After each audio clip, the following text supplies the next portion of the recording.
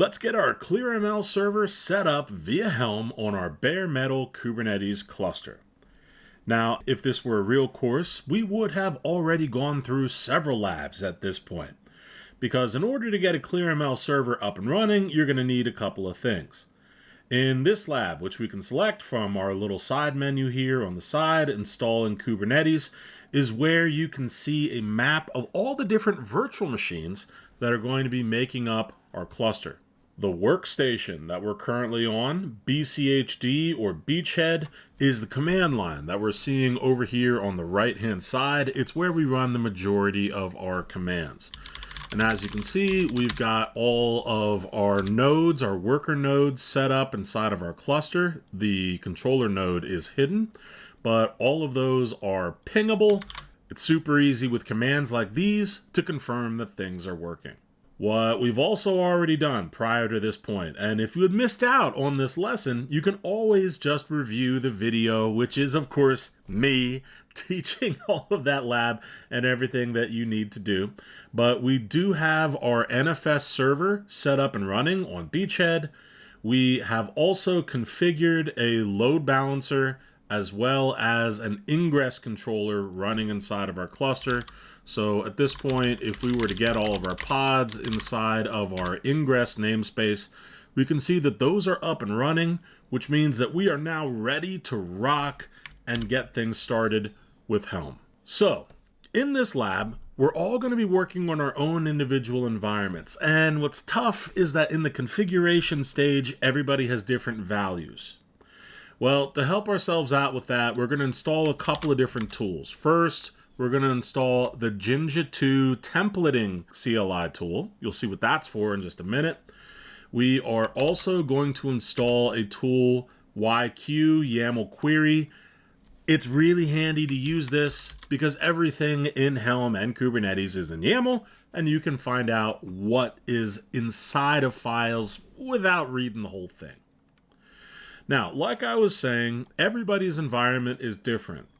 And certain things like the domain to each of our environments are all unique.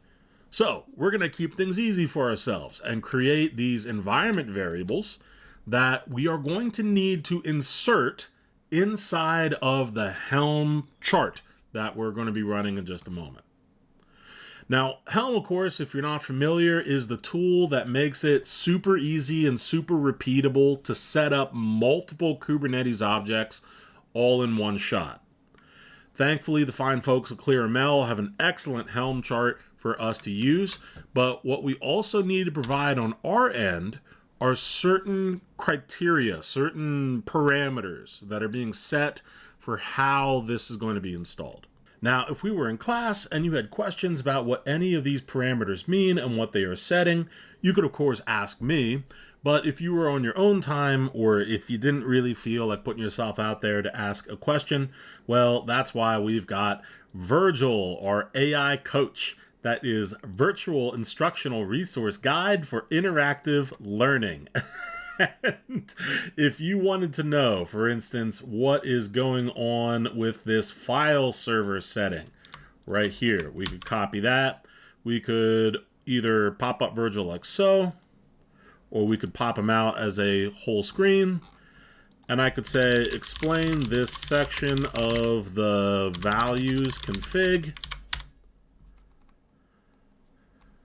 Virgil is using a modern AI model that can answer questions about any content inside of the lab, and that, of course, is incredibly convenient.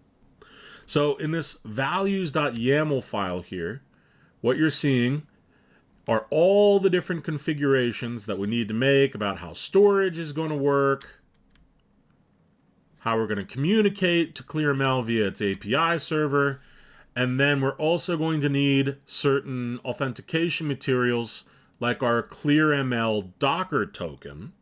This is required in order to pool the images that are going to be used to build the containers that are used to build the pods when ClearML is running inside of our Kubernetes cluster. Now, note that we have all of these different values that are inside of double curly braces. You can see that those are the environment variables that we set earlier. So those will auto-populate, and as a result, we don't need to worry about this working. It just will, right out of the box. Now, of course, we're going to need an actual token, which when you're in class is something that we'll provide to you. Let me go ahead and paste in that token right now. Fantastic. So what we'll now do is that we'll have Jinja 2 do its job. It's going to populate all those fields that we saw earlier and create an actual finished ClearML values.yaml file.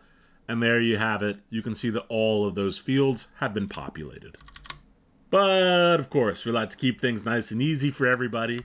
That YAML query tool that we installed earlier can use dot notation to search through all of that file and pull out those relevant values. Looks like everything is good to go. Now, of course, this is all prep work. It's time for us to actually start getting ClearML set up. But first, we need to actually add the repository where the ClearML Helm chart is being stored. That is this Helm repo command. Now, you will need credentials in order to pull this off. So for Helm repo token, I will provide that for you, and you can paste that in at your command line like so.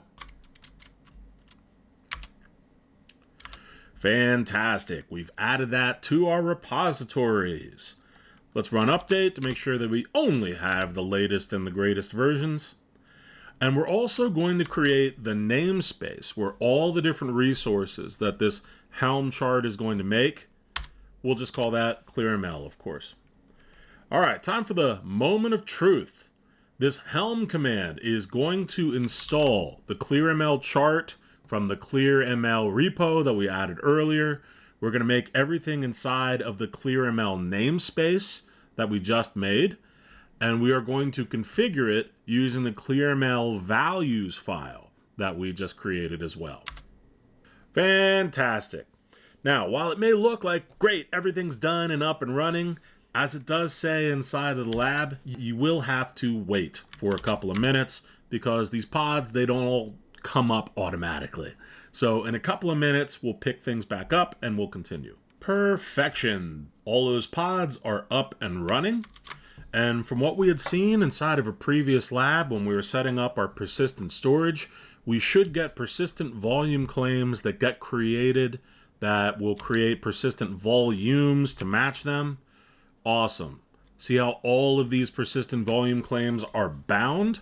That means that a matching persistent volume was auto-magically created to match up to it.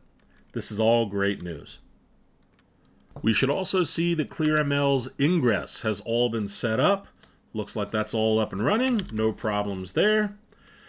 Which means that at this point, there's nothing to do but to check and see how is this running inside of my browser. Now, while you certainly could just fill in your unique ID for your machine. You saw it earlier with those environment variables we made, and open that inside of your browser. What would certainly be easier is to just go over here to the upper right hand corner of your page, click on that button that looks like 3 sheets of paper, and app. That's the one that we want. If I click this little button here that looks like a pop-up, then that will open in a new window our ClearML login page. Let's log in with student password Alta3. Fantastic. We can now accept our terms of use. We can use the tutorial and get familiar with the environment. We certainly will be working with this dashboard quite a bit over the future labs, and it's going to be a heck of a lot of fun.